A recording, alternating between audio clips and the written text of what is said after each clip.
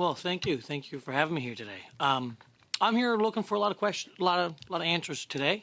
Perhaps Mr. Leeburn could help me out. He's the Assistant Deputy Minister of Energy Systems.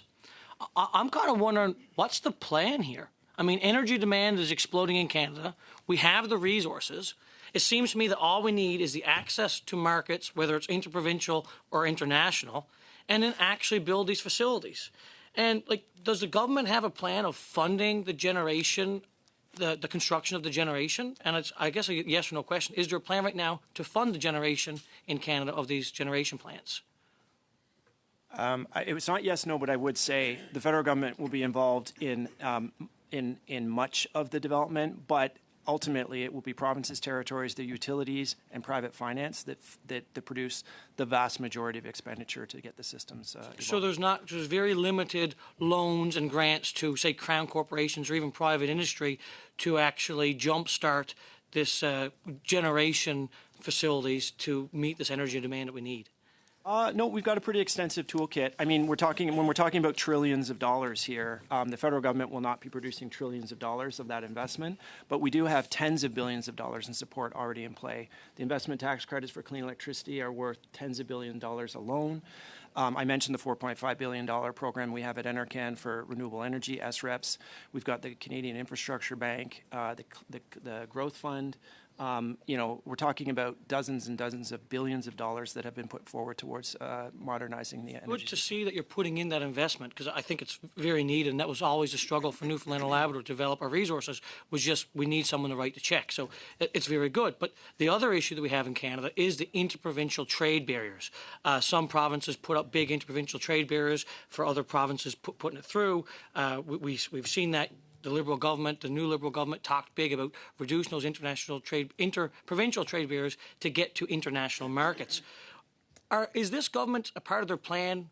Are we planning to use that money, those loans, those grants, to eliminate those interprovincial trade barriers, or are we going to just hand out the money without those conditions attached to the check?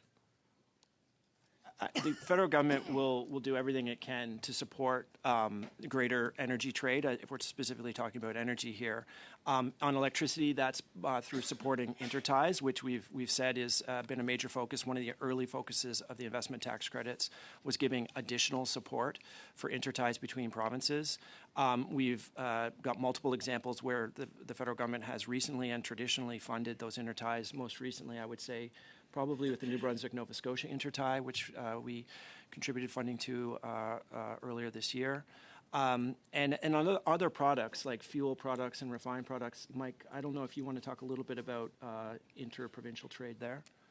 I mean, there's not really much in terms of interprovincial trade barriers at this point in the refined product space.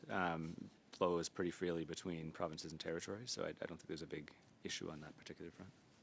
I think people in Newfoundland will be very surprised to hear about that, because we've been struggling to get our electricity through other provinces for a very long time, and there's some big barriers there, whether or not it's a physical barrier. So there's definitely some work we have to do, and it's disappointing to hear that we're not attaching conditions to those checks to make sure, and grants and loans, to make sure that we actually can build a Canada that's united under one flag, working together to create the superpower that we all dream about having, the energy superpower, to have leverage, geopolitical leverage against our friends down south. Something that us Conservatives have been very strong about, and something that Newfoundlanders and Labradorians are also very passionate about. And I think as Canadians, we're very passionate about. And I think this is something that, an avenue that we could definitely work on. So, this plan that we have, or what's going on, how much money we're giving to different projects. Are you guys, right now there's an MOU being signed between Newfoundland and Labrador and another province.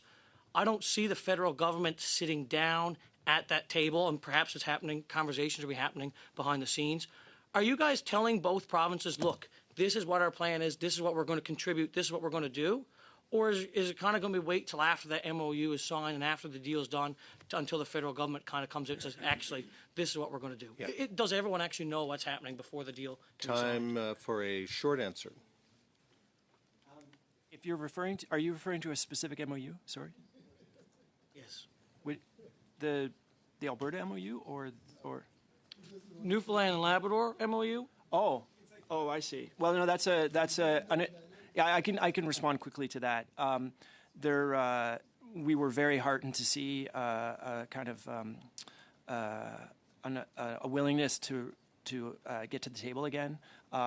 Both provinces have appointed very strong negotiators, and the federal government, obviously this is mostly a deal between two parties, but we think that project has significant interest for Canada, and we'll certainly do anything we can to help those two parties come to an agreement. Okay, thank you. Right in the